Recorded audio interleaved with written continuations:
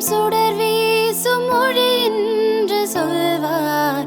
மனதீபம் நீ என்று அறியாமலே அருள் மேகம் பொழிகின்ற மழை என்றும் சொல்வார்.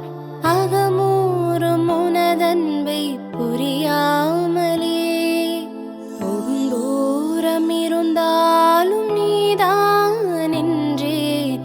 உணராத நிலை மாற்றுவாயோ? உந்தன் கடல் போன்ற அன்பின் துளி போதும் வாழ்வேன். ஒளி உண்டு வாழும் மலர் போலவே மனவாசல் திறந்தே உன் மயமாகுவேன். கருணை உன் வடிவல்லவா? கடவுள் உன் பேரல்லவா?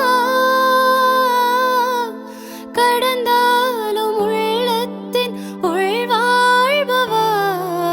கருணை உன் வடிவல்